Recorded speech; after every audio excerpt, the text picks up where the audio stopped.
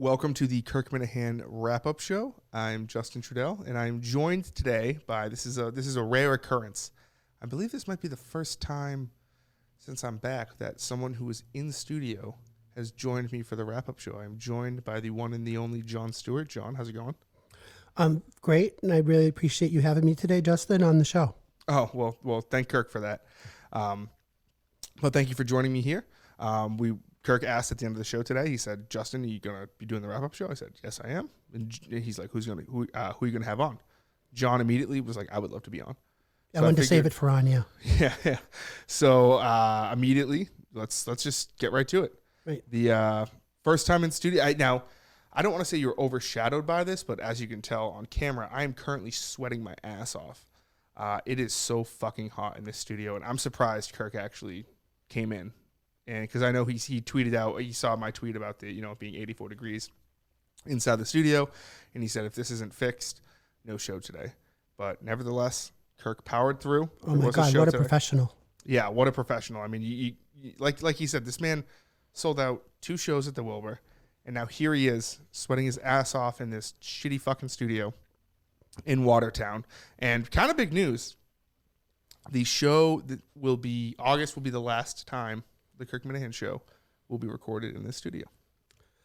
We had a good run here, but obviously if things aren't efficient and effective, then it's time to move on. I mean, it makes sense. I mean, when things are the most dire, it seems to shit the bed. I mean, look at like Kirk said, winter, when a week without heat, when it was the coldest it's ever been.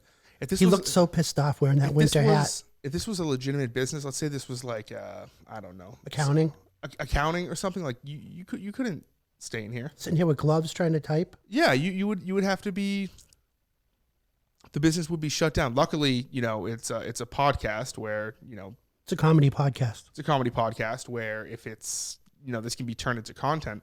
But like as you can see here, I'm just sweating my dick off. So big news, Cullinane. I'm sure I'll be helping him out, trying to find a new studio. I went around to Staples in Brighton this morning. I don't think that's going to be the place. I think. What was it like? It was Staples, and they have a little podcast studio that you can rent by the hour to see if we wanted to do that. But see, I think Carano has to kind of think more expansively. He's so fixated on having a built-in studio in his transportable vehicle. Okay, I think the Staples would work out great for him. But he's moving all around the country. Right, the Staples all around the country. I thought you were going to say maybe we should get an RV and build a studio in the I know. RV I was just travel around, and we don't have these issues, John. I know. Do you think maybe a mobile? That'd be great, actually. An RV, we just pull right up to Kirk's house. Kirk gets out of his house, walks in. How about I present the real estate options, you present the mobile options. Okay. All right. Dun, dun. See if it's a possibility. Okay. And then I think pulling up to the house is a no starter though. I think you'd have to say meet anonymously in some. Okay, meet in like a parking lot or something.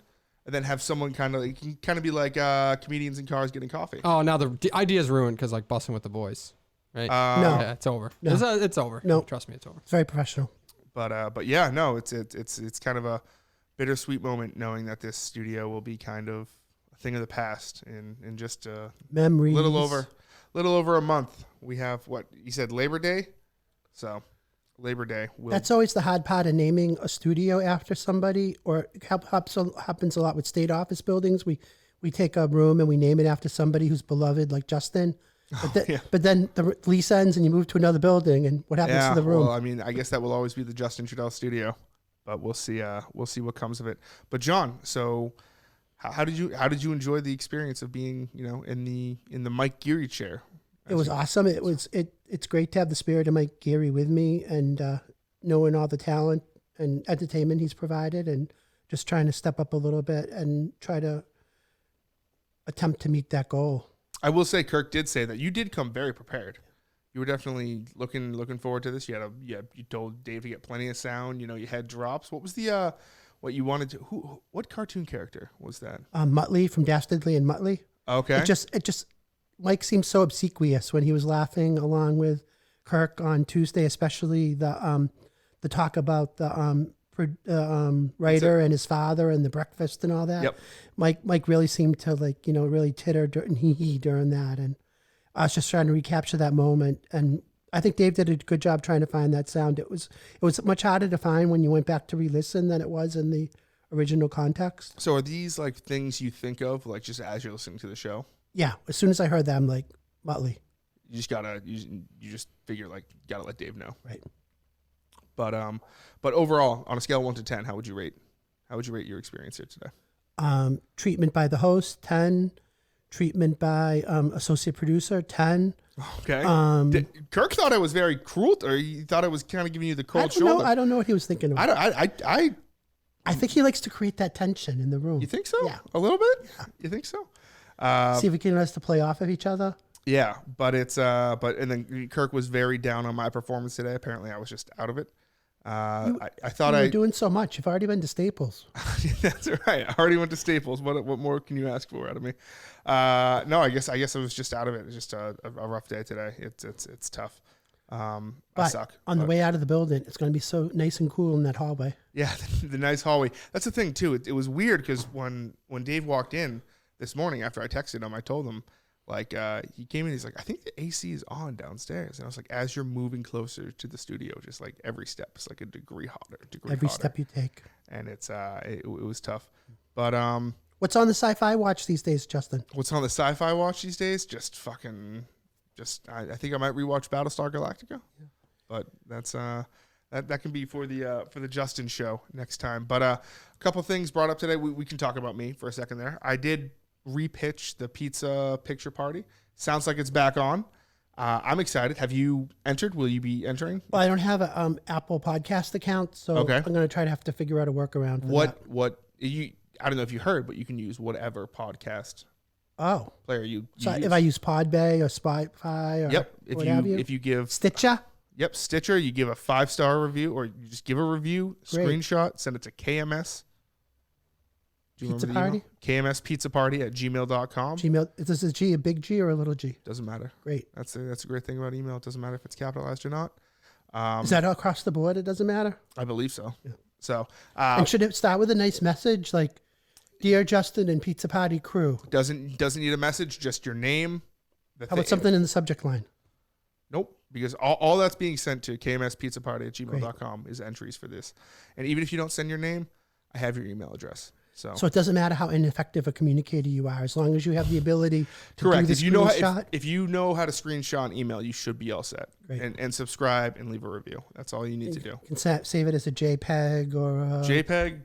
What have you? Whatever you need. But it's and you have everything on your end to open them all? Yeah. I'll just be plugging away. It'll be just like the VFW. But it sounds like Kirk's open to that happening again. That's great. I think it should be a fun time. Yeah. Like Kirk said, it's going to be in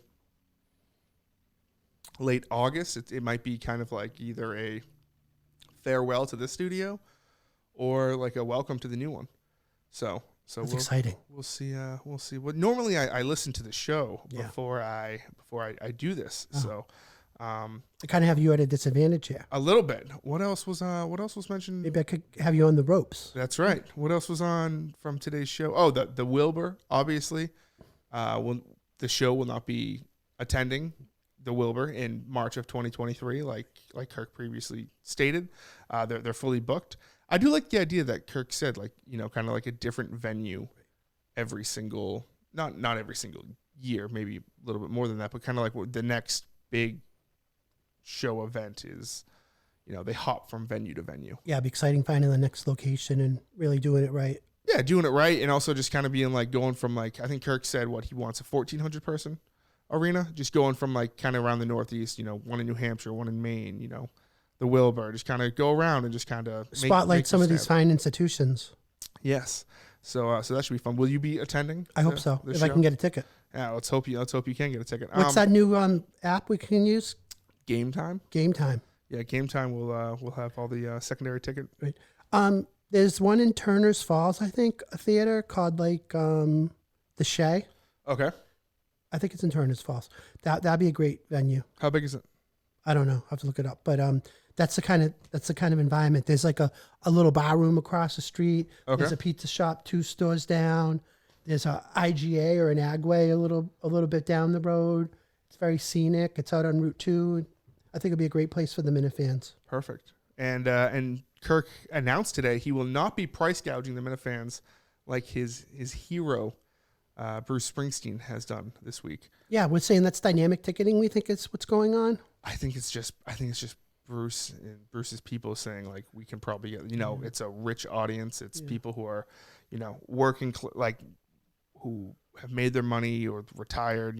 It's big people. It's an event going to a Bruce Springsteen show. Yeah, we can sell tickets for $300-$400 for shitty seats. Right, but even when I saw the $300 tickets for Roxy Music about 2 weeks ago, a week later when I went and booked the second Kirk Minahan show ticket, they were down to $50, and I bought them at $50, and the service fees are outrageous. It was almost another $50 for service fees on each ticket. Yeah, it's crazy. So, like Kirk said, I mean, the backlash I've seen on Twitter, and granted, I know, kind of I'm in a bubble of Kirk Minahan and his fans. And yeah, when did you first discover Bruce? I never discovered Bruce. No. Like, I mean, I know a couple of his songs, Born in the USA, Atlantic City. Yeah. But I never have listened to a Bruce album from front to start. And a couple of my friends are really, really big into Bruce. Yeah. But no, I've never seen him in concert. I worked a couple of his concerts at the Xfinity Center years ago, but it was Did you say like, "Hey, young man"? Yeah, no, but I never was a Bruce guy. He's just not my cup of tea. I saw Miami Steve on the internet last night at the closing of the Rock and Roll Hall of Fame from 2-3 years ago. You saw Miami Steve? Yeah, also called Little Steven. I'm Steve Van Zandt. Oh, okay. Yeah, he looked terrible. Oh, really? Yeah. Oh, that's too bad. That's too bad. What else was on today's show? That was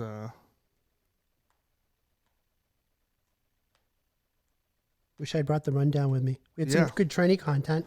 Yeah, I mean, it's always good to go back and forth on old KNC stuff to see how Trenny's doing and all that fun jazz. Yeah, we kind of walked around the local radio scene a little bit. Not in a dynamic way. I did have Mike's tweets pulled up.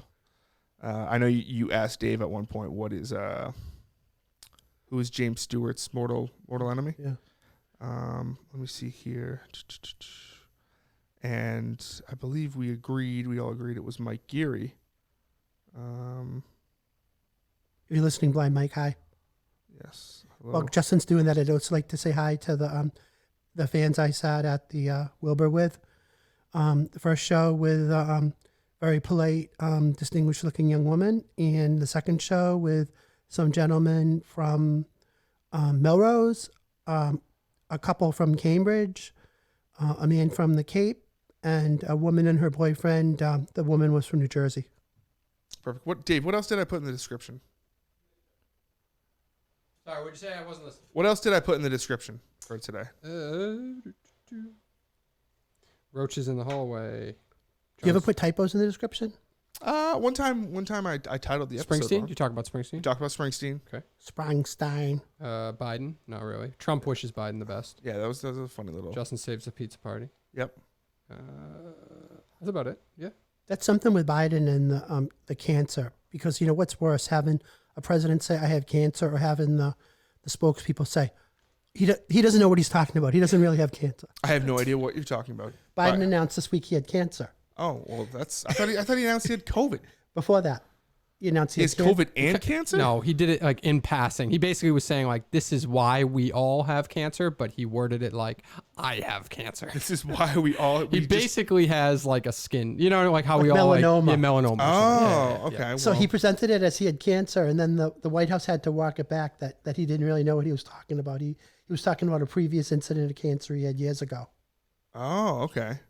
Well, I didn't see that. See, I don't really follow like these. Right. But what do you think sounds worse? To say you have cancer and like, oh my God, the president has cancer. I'm so worried. Or have his staff say he doesn't know what he's talking about. He doesn't have cancer. Those are both pretty bad. Here's the Blind Mike tweet where he just rips apart James Stewart. I love seeing the gals that unfollowed me who were nice to me when it was convenient to them. Fuck at Scott Solak, washed up phony.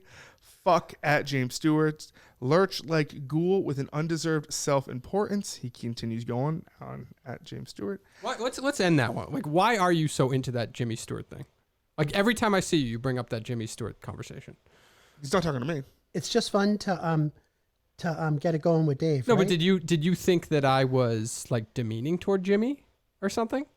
No, what happened was like somebody overheard us, like DEC or some prick. Yeah. And he went and posted it. Oh, he turned it into something bigger. Yeah. Okay. So now it's like a running gag, right? Every time we talk about it. I thought you were trying to like every time I thought you were trying to make it seem like I thought Jimmy was a bad producer, a bad person, and I'm like, no, he's one of the best producers in the city. I've never really met him. I've had a couple interactions. I think he was nice, but I'm like Kirk. I think like it's not like I help Kirk become a better air talent. But it wouldn't be his level, right? Mike Thomas or somebody like that would pick the next Felger. It wouldn't actually be Jimmy, right? Yeah, but I think like Mike Thomas didn't help Mike Felger be a better talent. I think Mike Felger would have been successful, Well, he had several shots at it before and hadn't done it. But I think like Kirk got a shot and everyone realized like he should be there. I don't think like anybody said nobody saw Kirk coming at WEI. And unless you're going to say like Jerry and John, probably, right? Yeah. Or maybe Bradford. I don't know. I can't remember. Well, my good friend Michael had this to say about James Stewart. At I am James Stewart, followed Carabas around at his going away party like a sad puppy. Yeah. Guy has the social skills of my left shoe. I wonder he can't book a guest. Oof, tough. Tough. I don't know. Whenever I read those make me laugh because I just know Mike fucking cringes whenever those get brought up. Oh, that's the other thing. The Wilbur tribute, or not the Wilbur, the behind the scenes Wilbur video came out. I think it was done excellent. Nick did a fantastic job. It's great to see. He's a major talent. All the behind the scenes stuff. Yeah. I'd suggest if he wants that he should apply for the videographer job for Spit and Chicklets because I think he could really bring something to it. I think he does. He's there this weekend. For the Spit and Chicklets are having a tournament in Buffalo, and he's there, so I think he's kind of just like their go-to videographer guy. Remember when Dave couldn't apply for the videographer job because it wasn't where his talent lied? Is that what he said? Dave, is that what you said? Yeah, I'm not a videographer. Yeah, you're an audio. Yeah, like I think producer kind of guy. Yeah, that's like, and usually in a controlled atmosphere like this too, coming from radio. So yeah. But I never wanted that job anyway, John. You remember that, right? Yeah, no. Yeah. You didn't want to be the videographer for Spit and Chicklets. I did not want to be the videographer. I think Dave. Everyone always thinks that people are trying to jump ship. I mean, not everyone is a Chris in this world. Like some people are fine being either producing the show full time or being whatever the fuck my job is, associate producer. Some people are fine just being they're stupid little. I'm also like I like Spit and Chicklets. I think they're funny. I like when they shit talk more. I'm not a sporto really, Like I watch hockey, but I couldn't hang with any conversations. Yeah, but like I don't think you could like if they were really getting into like Johnny Hockey leaving Calgary. I'm fucked. You'd be like, no, I mean, we're just like talking randomly here, but yeah, like I would never be able. But like you wouldn't be able to be like, I think his production has fell off since the third season, like they can. No, I mean they'd like follow hockey religiously. Not that the producer really has to do that anyway. Of course, but like you're a big Bruins fan, but are you like a huge NHL fan? No, Bruins fan mostly. Yeah. So who's the announcer who got into it by telling a story about Taffin and his wife? Jeremy Roenick. Yeah. Yep. Yeah. Of course you like that. It's a nice little right wing story for you. Yeah. So, do you think he should have like walked it back or not even brought that on the air in the first place? I think if he wanted to get a job back, he should have walked it back because unfortunately nobody's willing to hire him, and that's just a byproduct of like he's tried all these little startups and podcasts that haven't worked. Yeah. So it's like if you want to remain in the game, unfortunately, like you just have to bend the knee like Charles Grillo. Yeah. So. Anything else from today's show? Are we good with Grillo now, or what? No, he lied. Oh yeah, he lied. sounds like this Grillo guy. No, he lied. I mean, to be like, can you imagine having a text chain or DMing with Kirk and be like, "Oh, look at the content I'm making." That's is pathetic the best word to say? Strange. It's strange. Like for it to be like so like, look at me. I'm like in content. I'm fucking with Dave. It's like people fuck with Dave all the time. To then be like DMing Kirk and be like, this is great. I don't know. That's just so cringy. He must have posted, honestly, on Facebook, because I don't use it often. So when I do, I see like the same people up. Yeah. He must have posted 20 videos from the Wilbur. So then to delete those, it was very, very clear that he did that out of, hey, look at me. I'm at the Wilbur. I'm having a good time. A day later, he's saying, oh, my business probably doesn't like this, so I have to delete it. Yeah. And then to be DMing or emailing Kirk and being like, this is great content is like I said, very cringy. Speaking of social, what's going on in the Instagram world? Instagram, we need to pick that up a little bit more. I'd like to do more like Instagram live stuff, but it's, we post like a couple videos a day to Instagram. That's how it's going now. What about Facebook? Facebook, I actually have to figure out Facebook because Reels, they tell us now only to post videos as Reels on Instagram, and Reels Who are they? Barstool. Oh. And Reels don't auto, why am I blanking on the word? No. Start? Autoplay? It's not, in radio I'd call it syndicate, but I'm just thinking, when you post a video on Instagram, it will automatically go to Facebook. Reels, when you do it on Instagram, doesn't. So when we switched to Reels, it stopped auto posting to Facebook when we post on Instagram. Oh. Yeah, so I got to figure that one out.